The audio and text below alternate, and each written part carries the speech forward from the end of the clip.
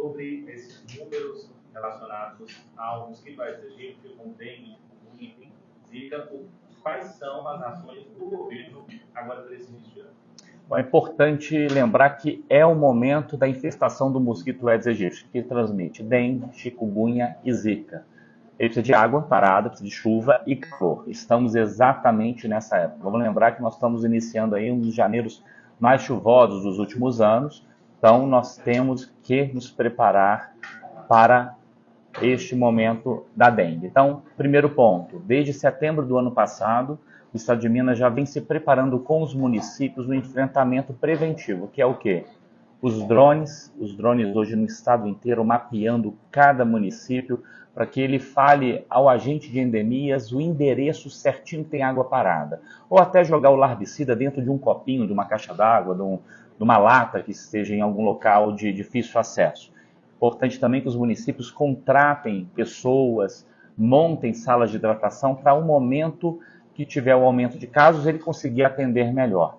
E vamos também incentivar a vacinação. Temos uma vacina ainda com poucas doses, mas temos uma nova vacina chegando agora e nós temos que estar vacinados. Mas é um trabalho coletivo, né? A dengue é um trabalho coletivo porque mais de 80% dos focos do mosquito estão dentro de casa, das nossas casas.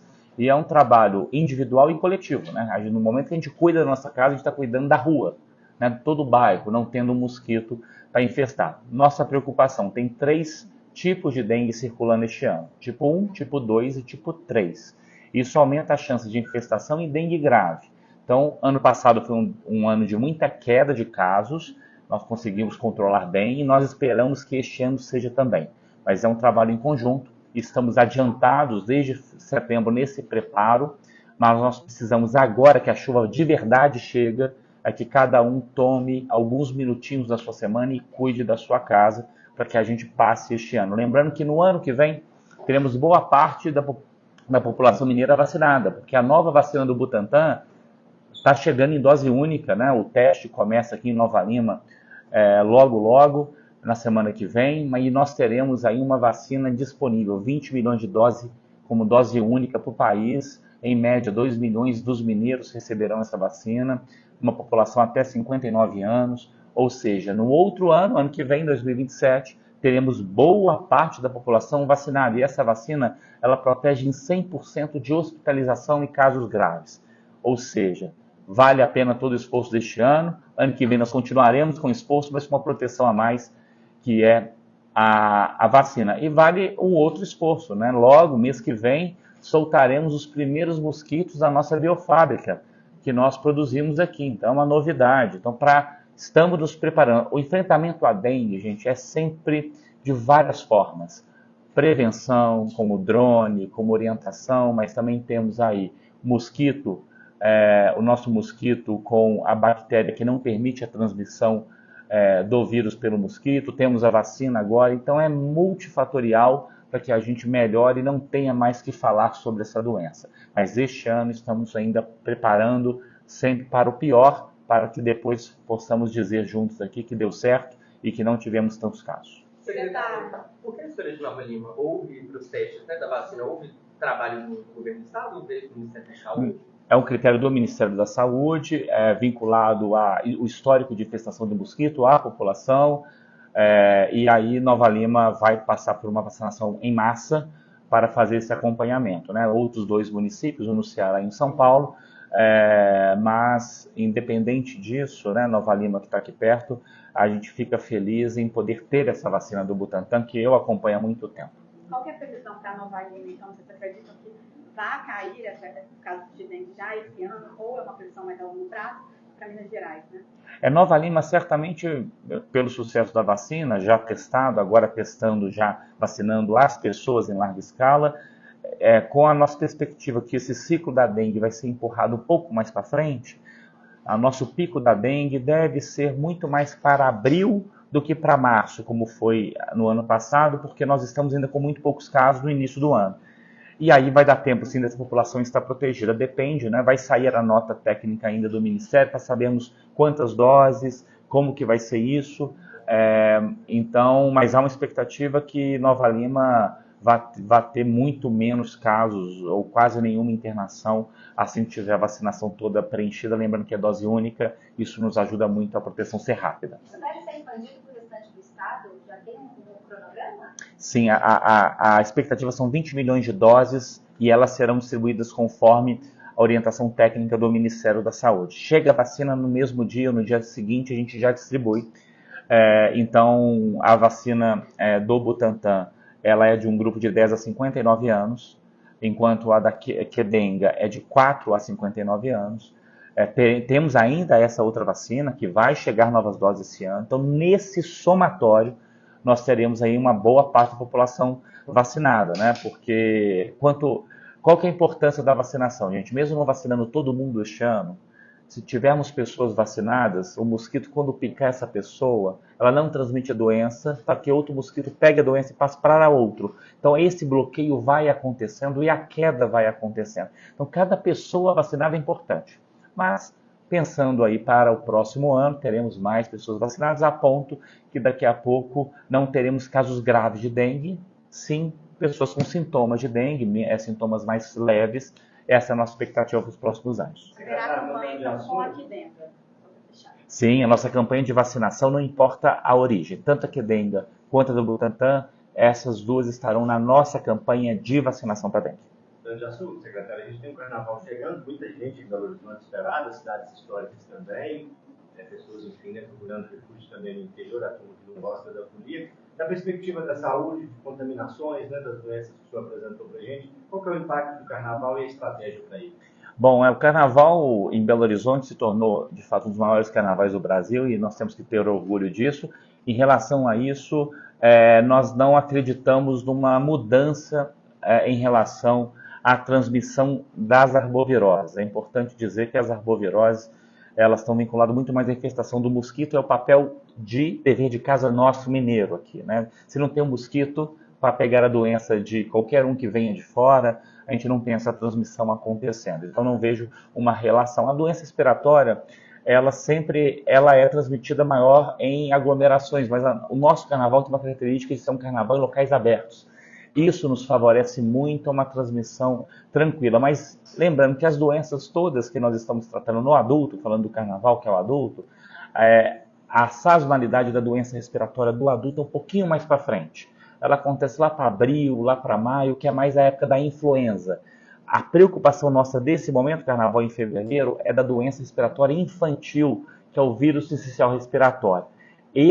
São criancinhas muito pequenas. Então a minha recomendação sempre é crianças com menos de 2 anos, evitar nessa época ficar indo em grandes locais de movimentações, sendo passado de mão em mão, né? Porque esse vírus está nas mãos das pessoas, as pessoas portam esse vírus. Essas criancinhas têm que ser protegidas nessa época, porque agora, de fevereiro, março e abril, esse vírus sincicial ele transmite muito rapidamente. Vocês vão perceber, isso vai acontecer, que do mesmo jeito que nós teremos as urgências vazias, de uma hora para outra elas lotam, de uma hora para outra. Parece até falta de planejamento, mas não é, é o comportamento. O vírus, de repente, começa a transmitir de uma maneira que enche os pronto-atendimentos. Então, por isso que nessa época de grande transmissão, vamos ser mais cuidadosos com as crianças pequenininhas, né, para que a gente não tenha exposição disso. Crianças que estão na escola, gente, isso aí não tem jeito. Mas as crianças menorzinhas que ainda não estão em escolas devem tomar todo esse cuidado. Secretário, ainda sobre o levantamento do IBROS, que pontuou ser melhores hospitais públicos do país. Em Minas tem apenas 3. Eu queria que você desse a sua avaliação. Você acha que isso é pouco? Como é que é a sua avaliação mesmo dessa pontuação dos hospitais públicos? Isso, o IBROS ele representa as organizações sociais do país como um todo, né? Nós temos em Minas Gerais poucos hospitais com este modelo, né? A FEMIG tem um hospital que é o de Patos de Minas e hoje este hospital é o melhor hospital em eficiência do estado. Então a gente entende que esse crescimento de novos modelos de gestão que Minas Gerais ainda está engateando, começando, vai trazer novos hospitais com aumento de eficiência. Mas temos que buscar esses novos modelos para entregar uma saúde melhor. Mas nós temos uma metodologia própria, que é a nossa política hospitalar, que demonstra cada hospital onde tem que melhorar e a gente apresenta isso para cada um deles para que a gente melhore. Assim, eu quero ter cada vez mais hospitais nesse rol. A FEMIG vem melhorando cada um dos seus indicadores, mas nós somos um estado de 80% de filantrópicos, né? Então nós temos que, junto com os filantrópicos, conseguir essa melhoria para que a gente tenha mais hospitais nesses melhores 100. Voltando à questão da dengue, eu sei que os municípios precisam também investir na contratação de agentes, de salas. Aí entra a questão dos recursos. A previsão de repasses específicos para a questão da dengue. Este ano o governo dos municípios, ou entra no orçamento geral, como é que funciona isso? Não, nós temos sim de enfrentamento às emergências e já encaminhamos a primeira parcela ainda em setembro de 2025, para dar tempo deles fazerem o processo de contratação, né? Porque ainda não é um contrato emergencial, porque nós não estamos em emergência em saúde. Então ele tem que passar por todo o rito de contratação. Então adiantamos para setembro, para que eles cheguem agora, gente, porque assim, não podemos dizer que é uma surpresa ter dengue agora e nem doença respiratória. Ela vai chegar como todo ano. Então, em setembro, o recurso foi para que eles possam fazer a compra de poltronas, de equipes de soro fisiológico, contratação de pessoal, para quando de fato tiver a dengue e tiver a doença respiratória, está tudo montadinho, tudo pronto. Então, já foi adiantado o recurso e tem mais recurso para agora. Sobre a biofábrica, secretário. São 105 milhões de reais que, que faz parte da política de enfrentamento. 105, Torinho? Confere, eu acho que 105. Sobre a biofábrica, houve um atraso, existiu um problema com o prédio, né, a construção. Como é que se enrolou isso? Foi resolvido? Vai abrir agora? Foi resolvido, foi um problema dentro da climatização, porque é uma área que precisa ser um circuito climatizado, né? Porque lembrar que lá há uma produção de mosquitos, de larva, então o que o mosquito faz aí na água parada, a gente faz em laboratório. Então houve um problema na execução da obra, a obra não foi executada pelo Estado, foi executada pela própria Vale e foi resolvida. A nossa expectativa em fevereiro, em Brumadinho, os primeiros mosquitos já estarem sendo soltos no ambiente para começar esse ciclo, como em Niterói, em que Niterói é o primeiro grande exemplo do uso da bactéria Wolbachia, em que praticamente Niterói não teve mais grandes ondas de dengue depois da incorporação dessa tecnologia. A expectativa nossa é essa. Tem um número de quantos mosquitos? Eu posso pegar esses dados e passar depois, eu não sei de qual. Só apresentou dados aqui de uma vacinação que subiu, né, essa vacinação no estado, mas no caso do VSR ainda tem um desafio. O VSR, o grande desafio, além de ser uma vacina nova, o desafio, as gestantes, como ela tem um controle periódico, né, do pré-natal, a gente consegue não ter dificuldades em ter essa gestante para vacinar. O grande problema é que a vacina foi aprovada agora e não deu tempo de crianças já nascerem protegidas. Elas começaram a nascer agora. Então, nós temos muitas crianças já nascidas de 2 anos que não estão protegidas. Então, nosso desafio para este ano é que essa vacina ainda não surtiu um efeito na proteção, porque essas crianças estão nascendo e vão nascer ainda. Por isso, nós não podemos ficar achando que vai mudar o comportamento da doença este ano por essa nova vacina, mas certamente daqui 2, 3 anos, vocês irão noticiar, espero que vocês lembrem desse momento aqui. Vocês vão lembrar, o secretário falou há 2, 3 anos que a bronquiolite ia diminuir, e vai diminuir.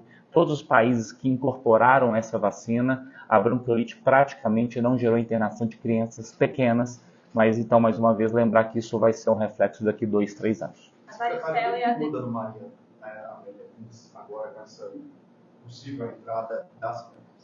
Assim, em termos gerais, o Tribunal de Contas fez várias recomendações, entre elas a recomendação das pontuações dos classificados. Então, revisamos a pontuação e nessa revisão houve um novo vencedor, que é a Santa Casa. Então, a Santa Casa é um hospital de 1.200 leitos, é o hospital que mais interna no Brasil e ela está ao lado do Hospital Maria Amélia Lins. Então, a expectativa nossa é muito grande. Assim que o Tribunal de Contas nos autorizar a assinatura, a gente está otimista que isso aconteça ainda em janeiro, a gente faz o que a gente queria fazer há um ano, né? Repassar a cessão daquele prédio para a Santa Casa e, a partir de então, fazemos cirurgias. A expectativa é dobrar o número de cirurgias que nós fazíamos antes e, dessa maneira, atacar uma fila de cirurgias ortopédicas, especialmente eletivas, que não era feita antes. As cirurgias que o Hospital Maria Amélia Lins fazia antes, que é o segundo tempo de uma urgência, ela já está sendo feita na própria FHEMIG, tanto no Júlia Kubitschek, quanto no próprio João 23, no final de semana e no terceiro turno. Nós aumentamos a capacidade dos grandes hospitais. No que nós aumentamos a capacidade, nós temos agora a oportunidade de pegar aquele prédio e passar para alguém fazer outras cirurgias ortopédicas. Por quê? É importante a gente garantir as fraturas, mas hoje nós temos vários idosos que não conseguem andar por artrose, por desgaste da articulação do quadril.